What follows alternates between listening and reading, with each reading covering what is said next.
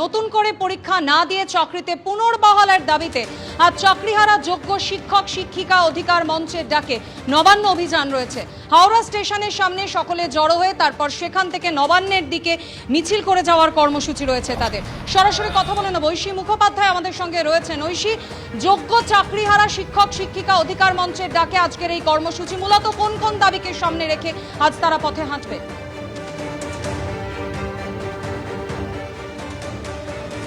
বিভিন্ন দাবি নিয়ে আজকে নবান্ন অভিযান করছেন, তবে তার মধ্যে যেটা সবথেকে গুরুত্বপূর্ণ যে পরীক্ষা না দিয়ে তারা চাকরিতে পুনর্বহাল হতে চান স্বপদে স্ববেতনে, এবং তারই সঙ্গে তাদের যে ওএমআর শিট রয়েছে সেই ওএমআর শিট প্রকাশ করতে হবে।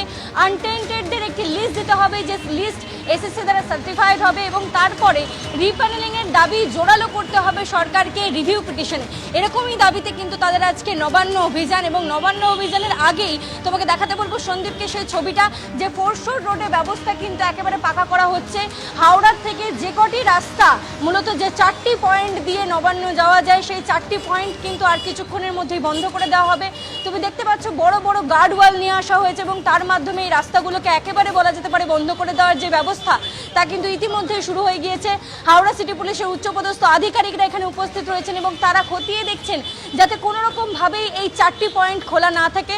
মল্লিক ফটক, ফোরশোর রোড, এবং তার সঙ্গে তোমাকে দেখাতে বলবো যে সন্দীপের সেই ছবিটা, যে তারা নিজেরা ধাক্কা মেরে দেখছেন যে এই রাস্তা এই দিক দিয়ে যাতে কেউ ধাক্কা দিয়েও যেন এই গার্ডওয়াল বা গার্ডরেল ভাঙতে না পারেন, সরাতে না পারেন। এবং এই যে রাস্তা ফোরশোর রোড, এটা বাইলেন, দুটি রাস্তায় কিন্তু একেবারে সিল করে দেওয়া হবে। এবং তার সঙ্গে আরও যে 4টি জায়গা, মল্লিক ফটক, জিটি রোড এবং হাওড়া ময়দান অর্থাৎ কোর্ট চত্বর, সেই 4টি জায়গা কিন্তু ইতিমধ্যে তোমায় বলি যেরকম তৎপরতার সঙ্গে বন্ধ করার কাজ শুরু হয়ে গিয়েছে। আজকে চাকরিহারা যোগ্য শিক্ষক শিক্ষিকাদের পক্ষ থেকে বলা হয়েছে যে তারা নবান্ন অভিযান করবেন, এবং যে দাবিগুলোতে তাদের আজকে নবান্ন অভিযান তার মধ্যে অন্যতম যে পুনর্বহাল করতে হবে তাদেরকে স্বপদে স্ববেতনে, পরীক্ষা না দিয়ে তারা চাকরি ফেরত চান, এবং তারই সঙ্গে যোগ্যদের যে তালিকা সেই আনটেন্টেডদের তালিকা কিন্তু প্রকাশ করতে হবে, এবং এসএসসি দ্বারা সেই তালিকাকে স্বীকৃতি প্রদান করতে হবে। তোমায় জানিয়ে রাখি যে হাওড়া সিটি পুলিশের সাথে সাথে অন্যান্য ডিভিশন থেকেও কিন্তু পুলিশ নিয়ে আসা হচ্ছে। পুলিশ কর্মী মোতায়েন থাকবে প্রত্যেকটি জায়গায়, এবং এই 4টি পয়েন্টকে একেবারে সিকিওর করার জন্য ব্যবস্থা কিন্তু শুরু হয়ে গিয়েছে।